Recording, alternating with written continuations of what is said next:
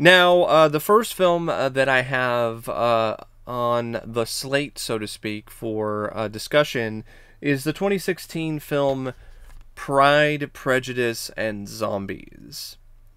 Now, Pride, Prejudice, and Zombies is a adaptation of a book of the same name by Seth Grahame-Smith. There was a bit of a minor pop culture phenomenon when it came out in the late 2000s and throughout the early 2010s. I'm surprised it took so long for this film to get made because the novel was pretty popular.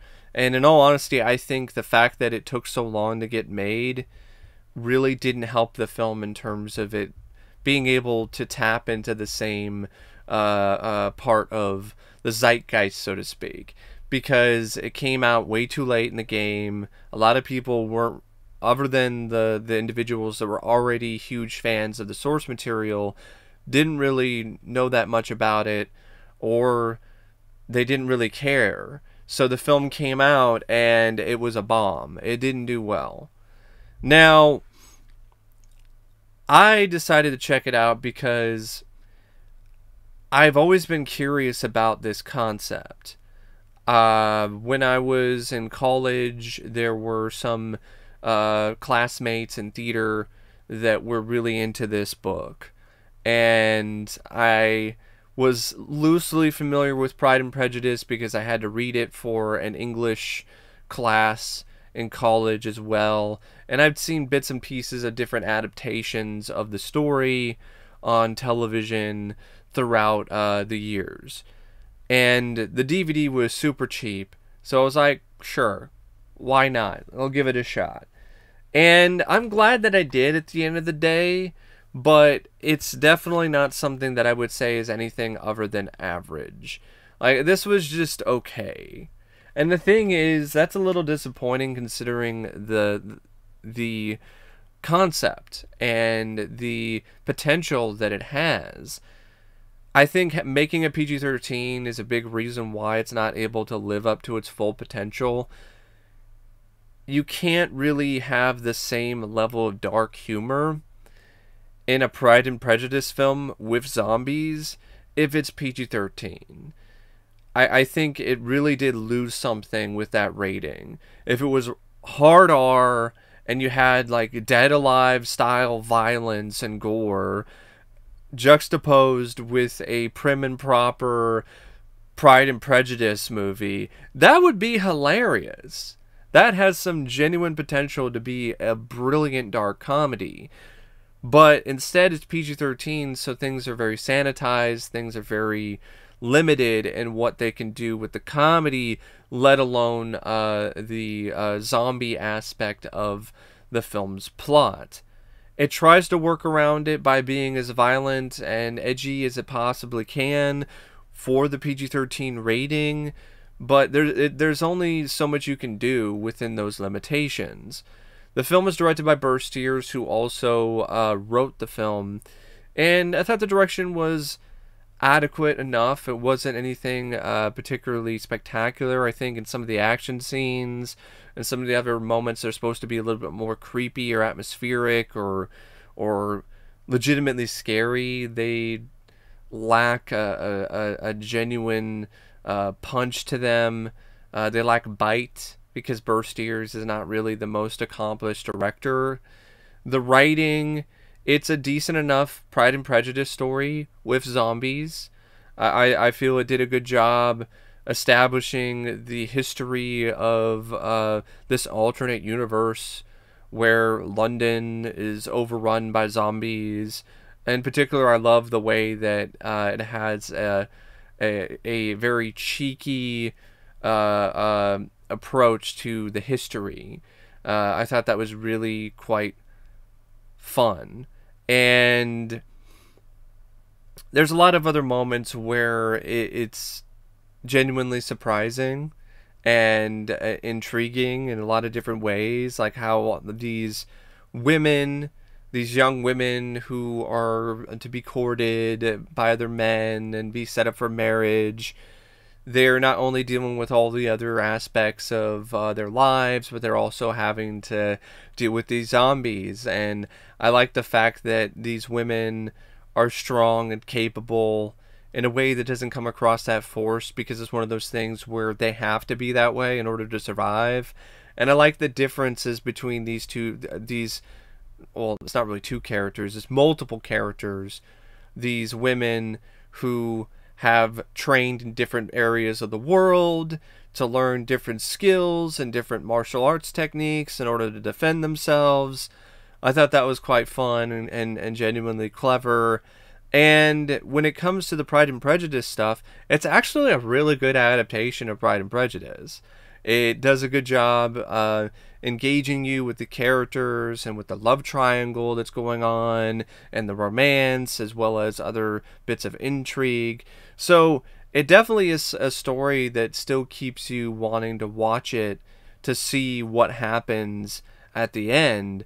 But by the end of it all, you just have a solid Pride and Prejudice movie, which there are a million of them, and you have a not so solid zombie movie, which is, it just kind of felt a little bit like a cheat, to be honest, because the biggest selling point is the zombie aspect of this, not the Pride and Prejudice part. Now, the film also features a pretty good cast. Lily James as Elizabeth Bennet.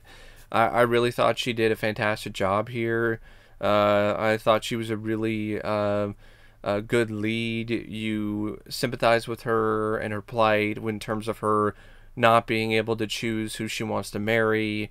You bought that she was strong in a way that felt authentic and real. She had a certain badass quality to her as well. And Sam Riley was fine too as Darcy. Bella Heathcote and Ella Bamber as Jane and Lydia Bennet. They were decent enough as well. You also had Charles Dance in a little role as Mr. Bennet. It was always it's nice to see Charles Dance in anything, because I've always been a big fan of his ever since his role as Bennet. Was his character Bennet in? No, his character wasn't Bennet in Last Action Hero. His character was somebody else. Yeah, Benedict. Close, but Bennet is the bad guy in Commando, played by Vernon Wells. But yeah, it was nice to see Charles Dance again, even though he was only in it a little bit. Matt Smith was fun as this annoying, clingy Parson character, Parson William Collins, who initially is trying to court Elizabeth and trying to get her to marry him. Then you have Lena Headey, who plays Lady Catherine de Bourgh, and I really liked her performance as this badass queen of England, who years prior spent all this time in battle fighting zombies, and that's why she doesn't have one eye. So that's why she's missing an eye and has an eye patch. And I honestly would have liked to have seen more of Lena Headey. And in all honesty, I would love to see a Lena Headey, Lady Catherine de Bourgh prequel series. I think that would be really interesting and could have some genuine potential to do a spin-off just focusing on Lady Catherine.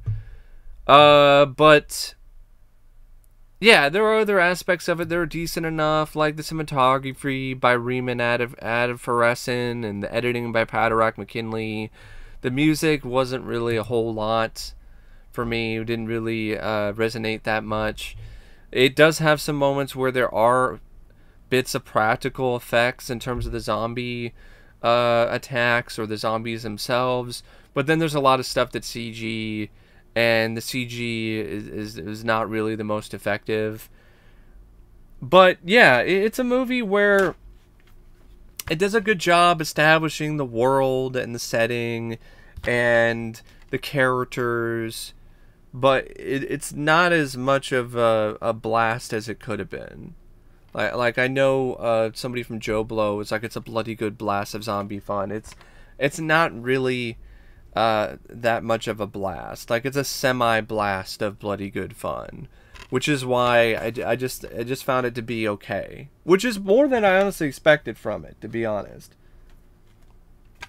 The next film that I have here is the 2009 direct-to-video movie The Devil's Tomb, with Cuba Gooding Jr., Henry Rollins. I don't know why. All of a sudden I decided to be like Elmer Fudd. Henry Rollins. Henry Rollins, Ray Winstone, Ron Perlman. You also have... you have Bill Moseley is in it as well. The Devil's Tomb is not that great of a film, but I don't think it's a 3.7 out of 10 bad like it is on IMDb. I've seen way worse movies than this. It's directed by Jason Connery, who you might be familiar with because he's the son of Sean Connery.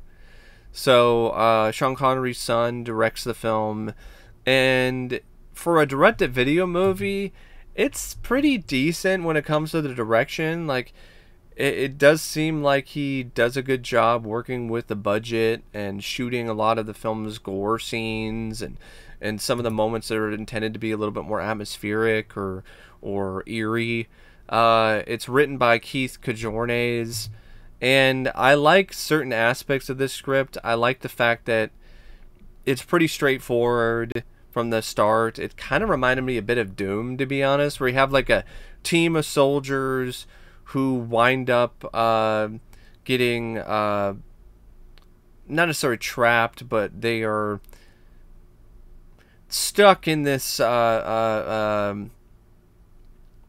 this place where there are a bunch of zombie-like characters who you could assume to be demons of some sort, because there's a lot of possession stuff that's going on here and so on, and there's an infection.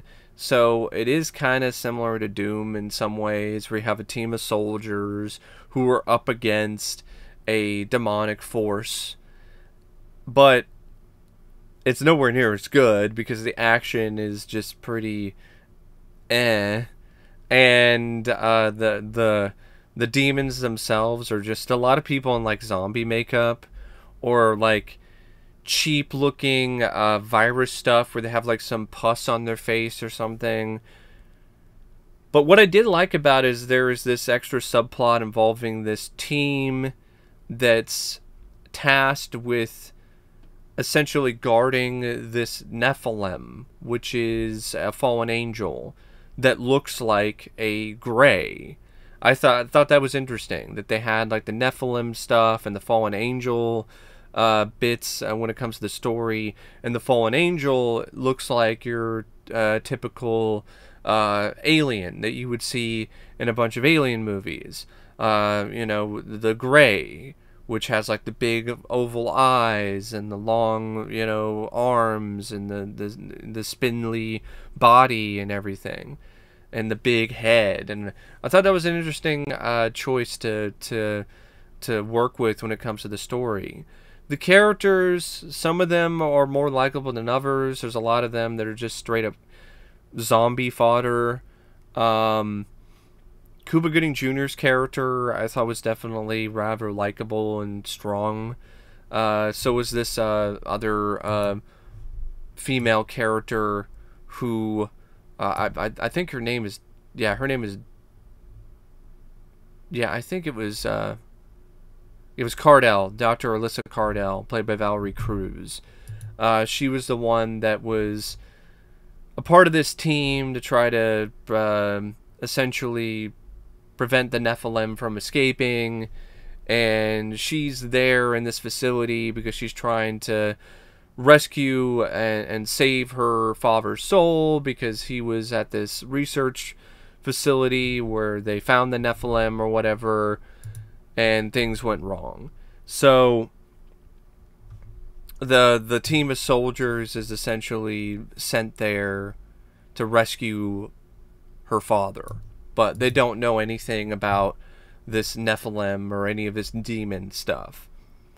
Now, another thing about the story that I did like is that it doesn't really skimp when it comes to the horror aspects, especially when it comes to the gore and the blood and the violence.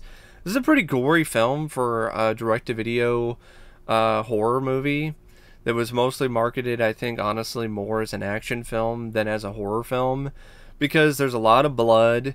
It's all done, for the most part, with practical effects. There are throat rips. There are limbs being ripped off.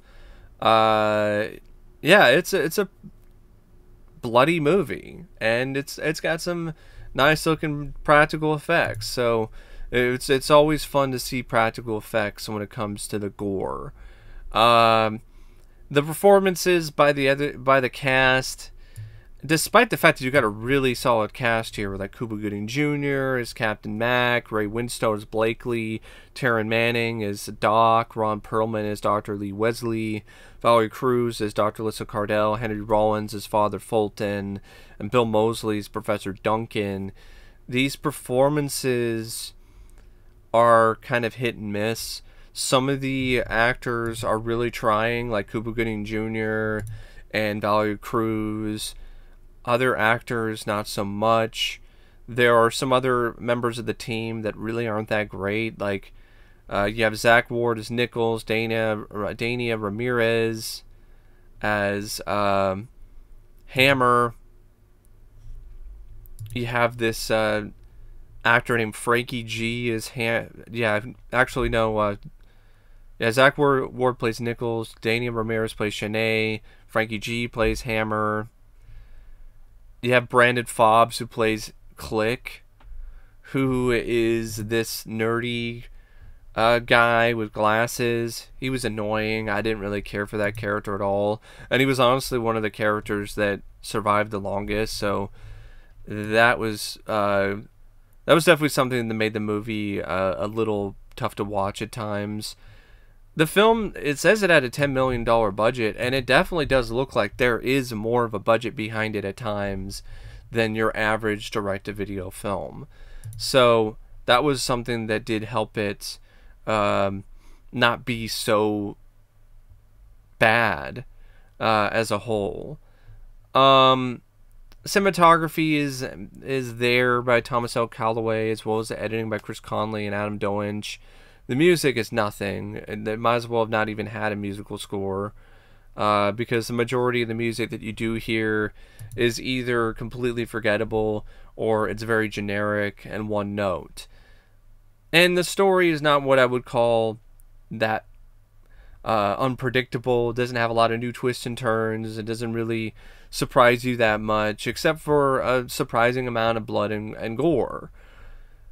And I think that's really the main selling factor for The Devil's Tomb, is to just watch a relatively fast-paced movie involving a team of operatives who are put on a mission. It goes awry, and there's zombie attacks, and there's people who are getting infected, and there's some sort of demonic possession angle that's thrown in there, and there's bits of action, a little bit of intrigue with the Nephilim and stuff, but really the main selling point for The Devil's Tomb is the gore. So if you're just in the mood for a time waster, and you just want to pop something on and see some established cult or genre actors in another movie, like to see Bill Moseley again, and to see some decent bits of gore, then I would say The Devil's Tomb is definitely a film that you could pop on, but it's absolutely not what I would call an underrated gem. Now, this film, though, from 2008, this slasher satire killer movie, I genuinely think this is a gem. I knew basically nothing about this movie going in, and it really surprised me. It's similar to Scream, when it comes to how it plays with certain slasher tropes, but I feel it does it in a way that still makes it stand out like its own movie. For instance, the film has a really clever and unique setup. It's a movie that is structured like it's a documentary, like it's a series of interviews about the making of this reality series. But while this is all going on, there's a slasher movie that's happening. So you have a killer who's going around killing people in this small town. And the film is put together with all these different interviews with the cast and crew members of this reality show. And they are talking about not only working on the reality show, but also their experiences with this slasher and with these murders that are happening. And it just leads to a really clever and unique setup for a slasher movie. It's like a reality show, behind the scenes documentary, but then it's also a fun slasher movie. And you can definitely tell that the writer, who was a reality show vet, Jeff Fisher, you can tell that he has a genuine love for slashers, because it's very evident when it comes to the writing in terms of the callbacks or the moments where he's referencing a certain trope. And I felt it was just consistently engaging because of just what was going on. I was just waiting for what was going to happen next. Like, who's going to get offed next? What's going to happen now? And here's the thing, like, there are moments of genuine predictability with the script in terms of what happens to some of these characters, but that was all done intentionally, because we even have like tongue-in-cheek statements from victims of the slasher who are recorded on camera saying things like they shouldn't have gone up to the exercise room and exercised alone, and it's those little things that just make it such a genuinely fun movie to watch. The characters, I thought, for the most part, despite the fact that they aren't loaded with character development, I thought they were written in ways where they had enough personality and charm and charisma that they made them likable enough, which helped the film's suspense factor enormously, because it made it so the scenes when the slasher is going after them genuinely full of tension.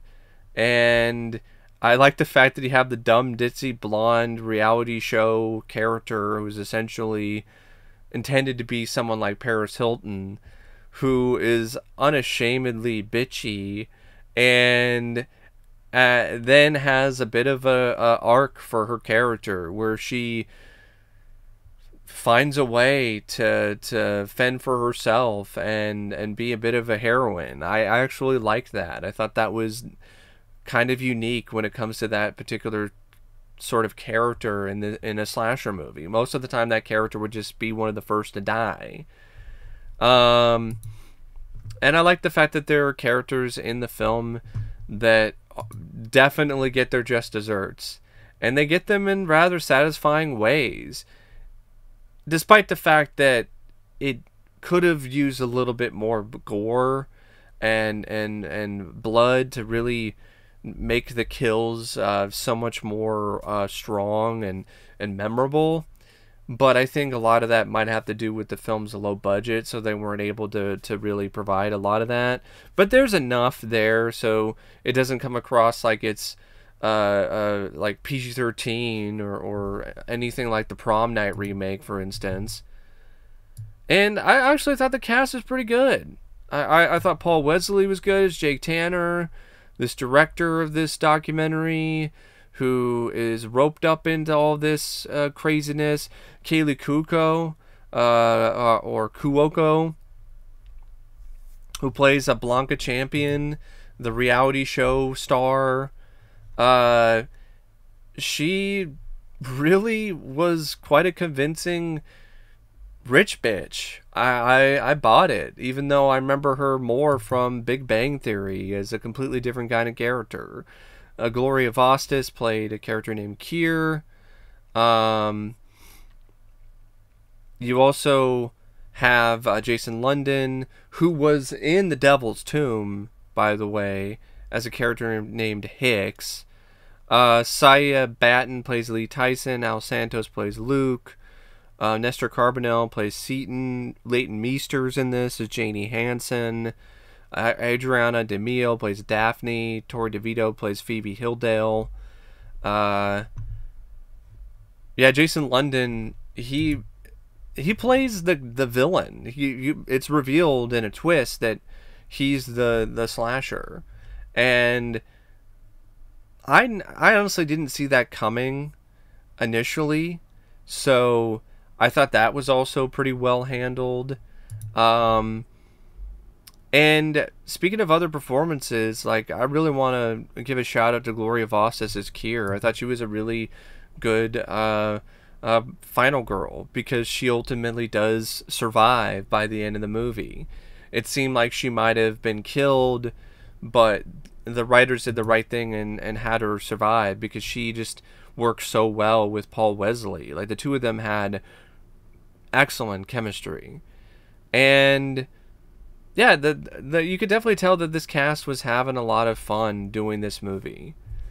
And it wasn't a film where it seemed like it was an oppressive production, and it bled into the final product. Like, you tell that they were having a blast, and as a result, I had a really good time with it. Even the slasher look is pretty cool. I like the look of the slasher. It's definitely something that reminds you of, like, urban legend with the hood and everything, but it's done in a way where it doesn't seem like it's just a shameless ripoff to me. It still feels like its own look, and it does have a sinister look to it, with the whole hood up and the black mask that completely covers up the features and doesn't show the eyes. And yeah, it cost $2 million, and they worked well within the small budget that they had. And I thought the direction was slick. It was stylish. There was a good use of lighting, and it maintained a nice tone throughout. And yeah, it was a fun movie. I enjoyed it. I wouldn't say it's perfect. There are some moments when it comes to the comedy where it's a bit of a groan inducer. I can see why some people might not be as invested in some of the characters. It is predictable, but I think that's kind of the point, other than maybe a few other moments here and there. And yeah, it does a nice job playing around with the tropes of the slasher genre, and while still paying a lot of respect to it. And it's not a very long movie. It's only like an hour and 30 something minutes, so it doesn't drag that much. And the whole making of a reality show documentary angle with sit down interviews was really cool to me. Like, you had in between those moments, you had what you would call a traditional slasher movie, but it was edited in with these insightful, fun, witty interviews.